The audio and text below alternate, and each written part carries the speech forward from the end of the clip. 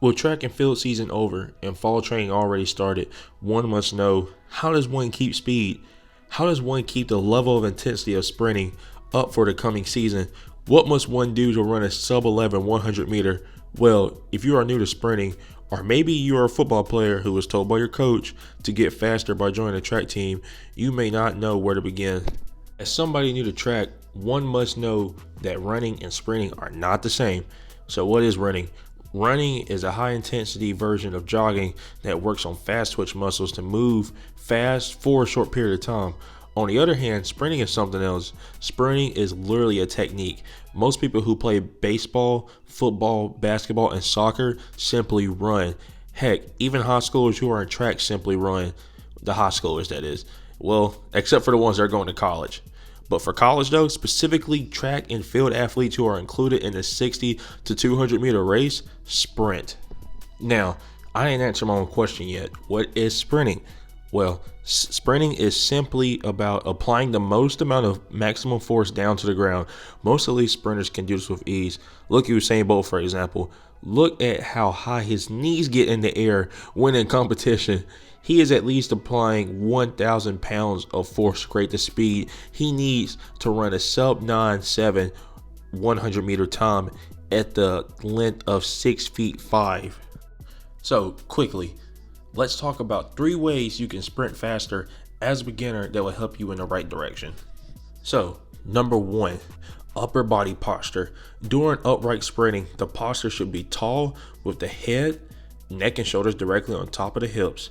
Anything more than a very slight forward lean will move everything out of position. The shoulders are relaxed and down. This allows foot placement and force application to be vertical. Being broken at the waist or leaning too far forward will literally reduce your speed to apply force straight down to the ground.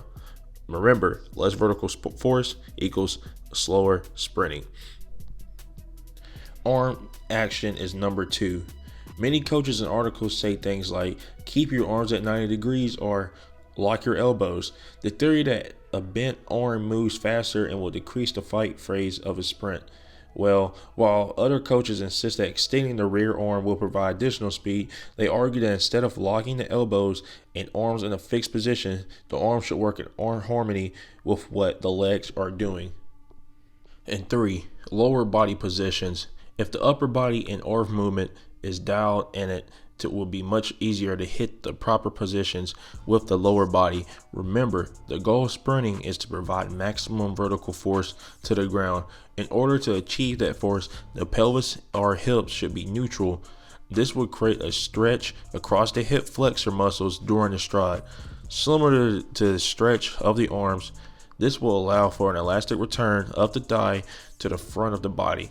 To sprint fast, you need to have the foot land directly underneath the center of mass. Alright, so think of stepping over the knee and driving the foot straight down into the track. But remember, longer strides should be the result of applying more force to the ground, which will automatically propel you forward. But make no mistake, do not overstride or reach, because it is a killer when it comes to how you sprint faster. The reason is because when you reach out for a longer stride, you are going against the inertia.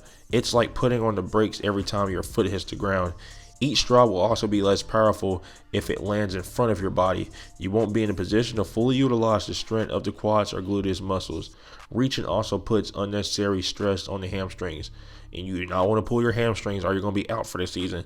So make sure you have a neutral pelvis, make sure you push on the ground naturally, and make sure you always get that foot under your body. While there are more lessons to learn to sprint correctly and faster, these 3 will only be talked about for now. If you want me to keep talking about sprint techniques, make sure you subscribe and like the video and turn on the post notification button to stay notified, because that lets me know that you like these videos that I am releasing. See you all next time, and peace.